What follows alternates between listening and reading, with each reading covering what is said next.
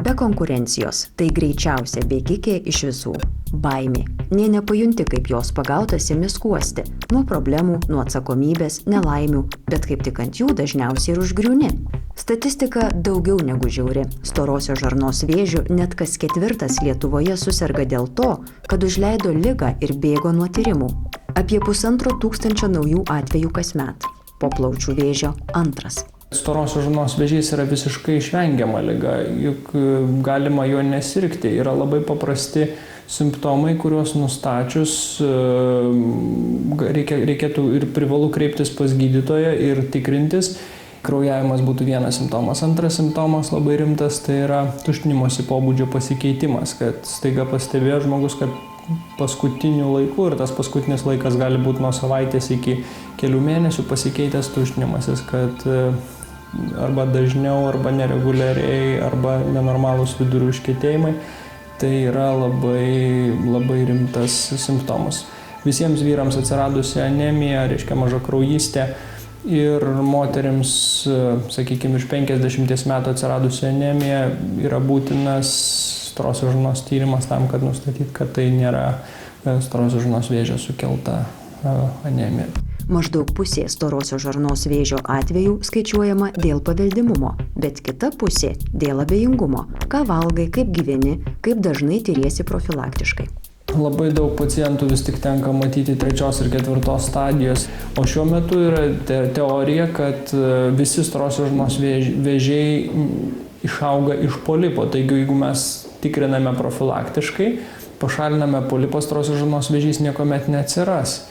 Ir čia yra didelis vaidmuo tenka endoskopijai, kad mes tiesiog galime tą padaryti.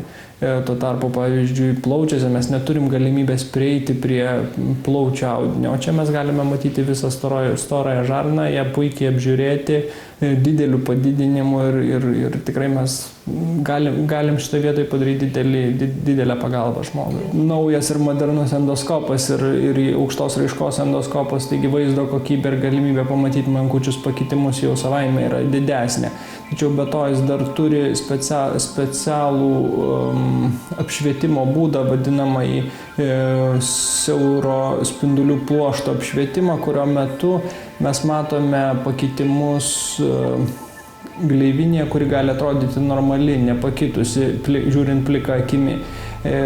Šis išradimas iš tikrųjų labai vertingas būtent profilaktiniuose storosios žarnos tyrimuose. Yra pradėta nacionaliniu mastu programa ir kiekvienas susirgęs, kiekvienas pateikęs pas savo šeimos gydytoją žmogus, kuriam yra virš 50 metų, jam turėtų būti patikrintos išmatos dėl slapto kraujo ir nustačius slaptą kraują jisai turi būti tyriamas toliau, būtinai tyriamas, nes trečdaliui tokių ligonių yra nustatoma rimta patologija, polipai ar storosios žarnos vėžys. Tai naujausias, kol kas pažangiausias būdas tirti žarnyną. Baltijos ir Amerikos klinikoje moderniuoju endoskopijos aparatu galima įsitirti ne tik tiksliai, bet ir patogiai, o svarbiausia – nepavėluotai. Nelaimiai endoskopų ir endoskopuotojų Lietuvoje nėra pakankamai ir yra daugelį įstaigų yra pakankamai ilgos eilės šitoms procedūroms. Ir kadangi tas tyrimas jau net, kai yra teigiamas slapto kraujo mėginys, jis nėra visiškai profilaktinis ir žmogui, man pačiam tekę ne kartą yra matyti žmonių, kurie laukia 2 ar 3 mėnesius kolonoskopijos su teigiamu slapto kraujo mėginiu, jam po to yra nustatyta vėžio diagnozė, tai aišku yra ilgas laukimo laikas ir laimė čia mes galim tą padaryti neturėdami eilių. Bent jau dalinai iš ligonių kasų tai yra kompensuojama. Ir aišku, mes turim dar papildomą galimybę, daryti tai narkozei, su nejautra ir ligoniui žymiai didesnis komfortas tokios procedūros. Nepalyginti paprasčiau tokiu aparatu tirtis ir skrandį. Kam teko, žino, ryti vadinamąją žarną baisiai nemalonu.